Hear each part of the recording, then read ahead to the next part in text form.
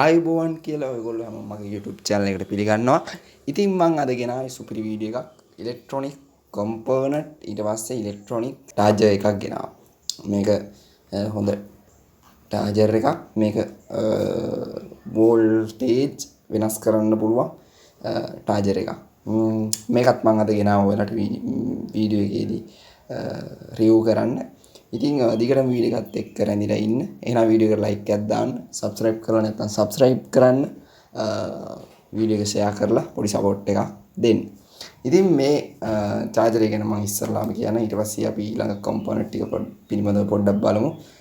මේ charger එකේ හොඳ quality charger එකක්. අපි බලමු මේකේ විස්තර.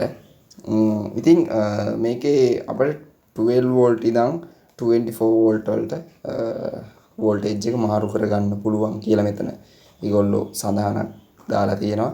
ඊට පස්සේ මේක වෝට් 96ක එකක් කියලා දාලා තියෙනවා. ඒ කියන්නේ වෝල්ට් නෙමෙයි වෝට් එක. වෝට් අගේ 96යි. ඊට පස්සේ ගෙවන ගානට සුපිරි භාණ්ඩයක් මේක. ඉතින් මේකේ තව මේක 8ක් මේ වගේ කැලේ තියෙනවා කියලා දාලා තියෙනවා.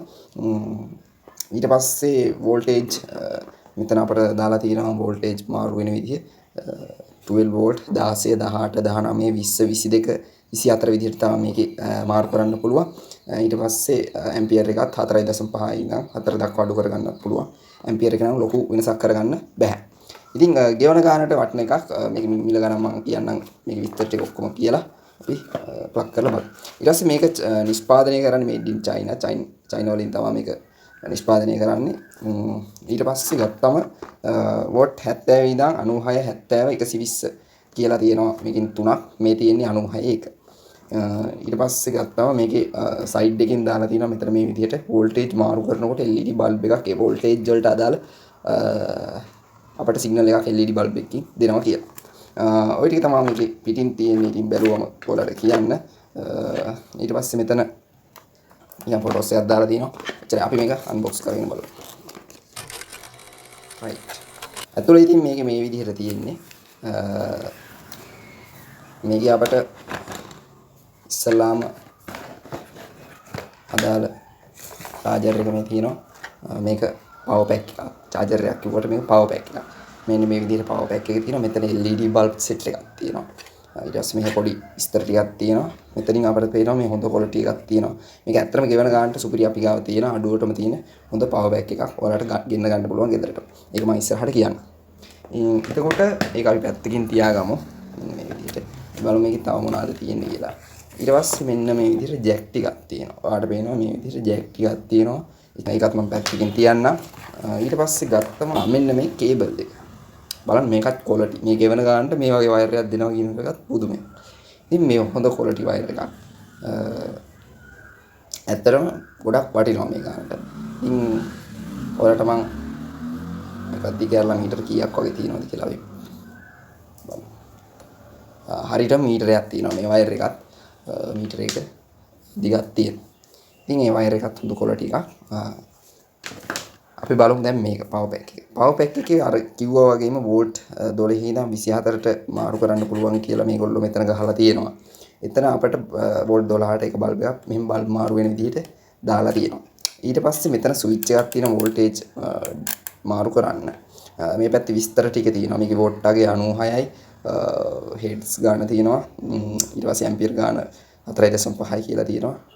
වෝල්ට් 24 කියලා ගහලා තියෙනවා. ඊට පස්සේ මේ චයිනා කියලා ගහලා තියෙනවා.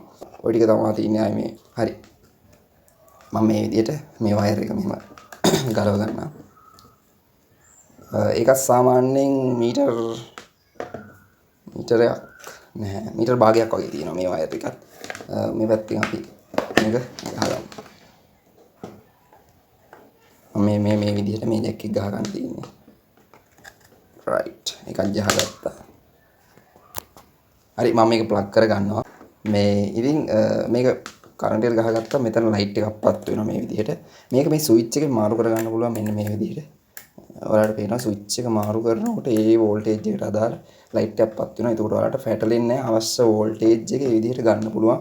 නැත්තම් 12 ඕන වුණාම 13 මේ 24ට වැටෙන්න පුළුවන්. එහෙම වෙන්නේ නැහැ. මේක මාරු කරන්න පුළුවන් හින්දා එක එක පරාසයට දාලා අපිට අවශ්‍ය වෝල්ටේජ් එක ගන්න පුළුවන්. ඊට පස්සේ මේ පින් ටික තියෙනවා මෙන්න මේ විදිහට.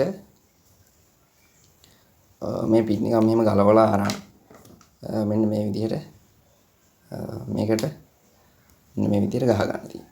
ඒක උරාට පේනවා හොඳට ඒක සෙට් වෙලා මෙතනින් අවශ්‍ය වෝල්ටේජ් එක මොකක් හරි ඉලෙක්ට්‍රොනික උපකරණයකට අපිට ලබා දෙන්න පුළුවන්. එහෙම අපිට පින් ගොඩක් තියෙනවා මේකේ. පින් හරියටම 8ක් තියෙනවා. ඉතින් එයාටම අපිට මේ විදිහට ගහ ගන්න පුළුවන් අවශ්‍ය ඉලෙක්ට්‍රොනික උපකරණය බලලා අවශ්‍ය වෝල්ටේජ් එක මෙතනින් වෙනස් කරලා. ඉතින් අපි බලමු මේක මොකක්ද හරි ඉන්පුට් එක ලබා දීලා කොහොමද වැඩ කරන්නේ කියලා. ඉතින් මෙන්න මේ විදිහට අපේ රවුටරේ ඉන්පුට් ජැක් එකට අදාළ ජැක් එක මෙතනින් තෝරා ගන්නවා. මෙන්න මෙතනින් මේක තමයි හරියන්නේ. ඉතින් මේක අරන් මෙතන තියෙනවා මේ එක කණුවක් ටිකක් ලොකුයි එක කණුවක් පොඩියි. ඒ විදිහට තමයි දනරින මාරු වෙන්නෙත් නෑ. මේ හරියට බලලා මේ ජැක් එක මෙතන එක වලට පේනවා එකක් ලොකුයි එකක් පොඩි.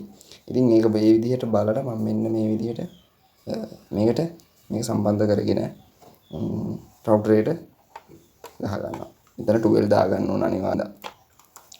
ඉතින් රවුටරේ මෙන්න මේ විදිහට ඔයාලට පේනවා රවුටරේ ඔන් වෙනවා. රවුටරේ වැඩ කරනවා. ඉතින් චාර්ජර් එක හොඳයි ගොඩක්ම. අපි බලමු මේකේ දැන් මිල ගණන් කොහොමද කියලා. ඉතින් මේ පවර් සප්ලයි එක ඔයාට ගෙදරටම ගෙන්න ගන්න පුළුවන් අපි ඩිලිවරි කරනවා. ඉතින් මෙන්න මේ පවර් සප්ලයි එක වෙන්නේ අපි ළඟ නම් 1850ක් වෙනවා. හයි ක්වොලිටි ඔරිජිනල් එක 1850ක් වෙනවා. ඉතින් මේක හෝල්සේල් ගන්නවා නම් ඕගොල්ලෝ කෑලි 5කට වඩා ගත්තොත් ඊට වඩා ටිකක් අඩු කරලා දෙනවා. සාමාන්‍ය 100ට කමිෂන් එකක් දාලා වලට ෂොප් එකකට වගේ ඕඩර් කරනවා නම් කෑලි 5කට වඩා මේක වඩා පොඩි වෙනසක් කරලා දෙන්න පුළුවන්. ඉතින් 1850කට ඇත්තටම මේක ගොඩක්ම ලාභයි. තනි කෙනෙකුට පාවිච්චි කරන්න. සාමාන්‍යයෙන් හෝල්සේල් ගන්නවා නම් කෑලි 5කට වඩා අඩුවෙන් ගන්නවා නම් අපි කමිෂන් එකක් තවත් අඩු කරලා දෙන්න බලාපොරොත්තු වෙනවා. එහෙනම් අපි බලමු ඊළඟ කම්පෝනන්ට් ටික කොහොමද මිල ගණන් වෙන්නේ කියලා. ගොඩක් අය අහපු දෙයක් තමයි සෝල්ඩරින් වයර් කොහොමද කියලා. අපි ගාව ඉතින් අපි ගාව සෝල්ඩරින් වයර් තියෙනවා ග්‍රෑම් 50. මේක ග්‍රෑම් 50 තියෙනවා. මේකත් මිලිමීටර් 0.8. ඉතින් මේක අපි ගාව ග්‍රෑම් 50 වෙන්නේ රුපියල් 750ක්. මේකත් හෝල්සේල් ගන්නවා නම් කෑලි 5කට වඩා ගන්න ඕනේ. අර තවත් අඩු වෙනවා. මේක තනි කෑල්ලක් ගන්නවා නම් 750ක් වෙනවා. සාමාන්‍ය හෝල්සේල් ගන්නවා නම් තවත් අඩු කරලා දෙනවා. ඊට පස්සේ අපි ගාව තියෙනවා තවත් ट्रांजिस्टर ඊට පස්සේ USB kit resistor diode වගේ ඔක්කොම කොම්පොනන්ට් ටික තියෙනවා. මම වෙන වෙනම ගන්න බැරි හින්දා මම මේ විදිහට පොදුවේ ट्रांजिस्टर्स කිහිපයකයි resistor වර්ග කිහිපයකයි USB kit වල අනම්මනම් පොඩි පොඩි කැලි ටික මිල ගණන් කියලා යනවා. ඉතින් ඔය තියෙන්නේ C50200 ट्रांजिस्टर එක. C50200 ट्रांजिस्टर्स ඔරිජිනල් අපි ගාව තියෙනවා රුපියල් 480ක් වෙනවා. මේකත් හෝල්සේල් ගන්නවා නම් කෑලි 5කට වඩා ගන්න ඕනේ. එතකොට ඔයාලට තවත් ගණක් අඩු වෙලා වැටෙනවා. ඊට පස්සේ ඒ 1943 අපි ගාව තියෙනවා. ඒකත් 480ක් වෙනවා. ඒකත් අපි හෝල්සේල් ගන්නවා නම් අඩු කරලා. ඊට පස්සේ STK IC තියෙනවා. STK IC අපි ගියම 1200ට 200ත් 1500ත් අතර තමයි STK IC වෙන්නේ. ඉතින් ඊට පස්සේ අපි ගාව තියෙනවා ඒ 18යි 15. ඒ 18යි 15 කියන්නේ NPN පොඩි ट्रांजिस्टर्स. ඒවා මේ අපි ගාව රුපියල් 8ක් වෙනවා. ඒවා නම් ඊට පස්සේ C18යි 15 අරත් රුපියල් 7ක් වෙනවා. ඊට පස්සේ USB kit 12 volt තියෙනවා. chip IC එක USB kit එකට ආපු එක. ඒක වෙනවා 650ක්. ඊට පස්සේ 5V එක තියෙනවා 5 volt එක. ඒක chip IC එකක් එනවා. හැබැයි පිටින් එන්නේ ඔයාලට ඒක manually set කරගන්න තියෙනවා. ඉතින් ඒක වෙනවා රුපියල් 550ක්. ඊට පස්සේ 1 watt resistor එකක් රුපියල් 7ක් වෙනවා. හෝල්සේල් ගත්තොත් ඊට වඩා ටිකක් අඩු වෙනවා.